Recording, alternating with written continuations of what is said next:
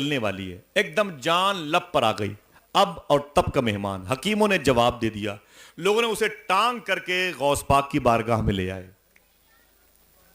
آپ کو تعجب نہیں ہوا اس لیے آپ نے سبحان اللہ نہیں کہا۔ کہاں لے کے آئے؟ حضور غوث پاک کی بارگاہ میں۔ جب حضور غوث پاک کی بارگاہ میں اسے لے آئے تو سیدنا شیخ نے فرمایا کیا بھائی کیا بات ہے، کس کو لائے ہو؟ تو لوگوں نے کہا حضور یہ مریض ایسا ہے پیشنٹ کہ اسے حکیموں نے جواب دے دیا ہے، اب اس لیے لایا ہوں یا تو یہ مرے تو آپ کی دہلیز پر، یا تو پھر کرم کی نظر ڈال دیں اللہ اسے زندگی عطا فرما دے۔ سبحان اللہ سبحان اللہ۔ حضور غوث اعظم آگے بڑھے، آگے بڑھنے کے بعد زمین سے کچھ اٹھایا اور اٹھا کر کے اس مریض کے منہ میں ڈال دیا۔ مریض جو اوپر جا رہا تھا اٹھ کے بیٹھ گیا، اٹھ کے بیٹھ گیا۔ جب اٹھ کے بیٹھ گیا تو گھر کے لوگوں نے کہا کہ یا سیدنا شیخ یہ بات کیا ہے، ابھی تو اس کی روح نکلنے والی تھی، اس کے منہ میں آپ نے کیا ڈال دیا، اٹھ کے بیٹھ گیا مریض۔ تو غوث اعظم نے جو جملہ ارشاد فرمایا اپنے ہاتھوں کو سن کر کے سبحان اللہ کہیے گا انشاءاللہ۔ حضور غوث اعظم فرماتے ہیں میں نے اس کے منہ میں اس گھاس کے تنکے ڈالے ہیں جس گھاس پر میرے مدرسے کے بچے چلا کرتے ہیں۔ سبحان اللہ۔ دیکھیں سرکار غوث اعظم بازار کیسے جاتے تھے، سنیں گے آپ آواز کم کر دیں، بہت دیر سے بول رہے ہیں، سنیں آپ سنیں گے انشاءاللہ۔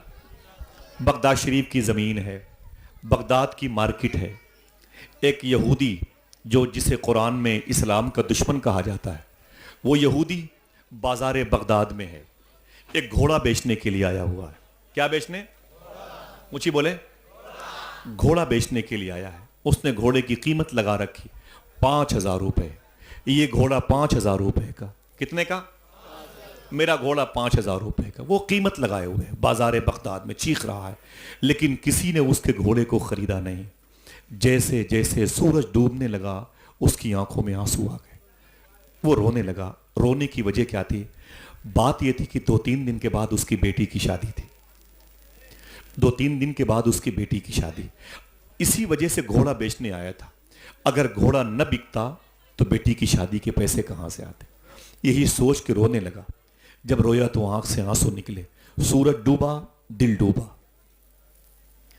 بہت دیر ہو گئی۔ اب اس نے کیا کیا، سمجھ گیا کہ گھوڑا میرا 5,000 کا کوئی نہیں لے گا، اب اسے اونے پونے میں بیچ دو۔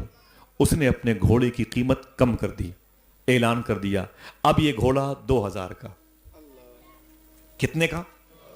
اب یہ گھوڑا 2,000 کا، اب یہ گھوڑا 2,000 کا، پہلے 5,000۔ سورج ڈوبنے کے بعد وہ تنگ آ گیا، کسی نے پوچھا تک نہیں، اب اس کی قیمت کم کر دی، اب یہ گھوڑا 2,000 کا، اب یہ گھوڑا 2,000 کا، اب یہ گھوڑا 2,000 کا۔ معلوم ہے حضور غوث اعظم آ گئے۔ سبحان اللہ سبحان اللہ ذرا محبت سے کہہ دو سبحان اللہ۔ سبحان اللہ۔ بغداد کی بازار میں، بغداد کی منڈی میں غوث پاک آ گئے۔ آپ ٹہلتے ٹہلتے گھوڑے والے کے پاس گئے۔ گھوڑا بیچنے والا یہودی تھا، اسرائیلی، جو فلسطین کے لوگوں پہ زمین تنگ کیے ہوئے ہیں، یہ عقیدہ تھا۔ وہ یہودی گھوڑے کو بیچنے والا غوث پاک سرکار سامنے آئے تو ادب سے کھڑا ہو گیا، جانتا تھا غوث پاک کو۔ حضور غوث پاک فرماتے کیا کر رہے ہو؟ اس نے کہا کہ شیخی یہ گھوڑا بیچ رہا ہوں۔ کہا گھوڑا کیوں بیچ رہے ہو؟ تو رونے لگا۔ اس نے کہا 2 دن کے بعد میری بیٹی کی شادی ہے، گھوڑا نہیں بکے گا تو بیٹی کی شادی کے پیسے کہاں سے آئیں گے؟ سرکار غوث پاک فرماتے کتنی قیمت ہے اس کی؟ اس نے کہا حضور دن میں تو قیمت 5,000 لگی تھی لیکن کسی نے اسے خریدا نہیں، اب میں نے اس کی قیمت 2,000 کر دی ہے، اونے پونے بک جائے، بیٹی کی شادی کا معاملہ ہے۔ خدا کی قسم حضور غوث اعظم سرکار نے اپنی جیب سے 5,000 روپے نکالے۔ سبحان اللہ سبحان اللہ۔ پھر سے بولیے، سنیے گا غور سے۔ حضور غوث اعظم سرکار نے اپنی جیب سے 5,000 روپے نکالے، نکال کر کے گھوڑے بیچنے والے کو دیا، کہا اسے رکھ لے۔ اس نے کہا شیخ میں نے گھوڑے کی قیمت اس وقت 2,000 رکھی، آپ مجھے 3,000 روپے زیادہ کیوں دے رہے ہیں؟ حضور غوث اعظم سرکار نے ایک بات کہی، بات کو جیسے اس یہودی نے سنا، گھوڑے کی لگام چھوڑ کے غوث پاک کے قدم پہ گر پڑا اور قدم چوم کے بولا شیخی جتنی جلد ہو سکے مجھے کلمہ پڑھا کے مسلمان بنا۔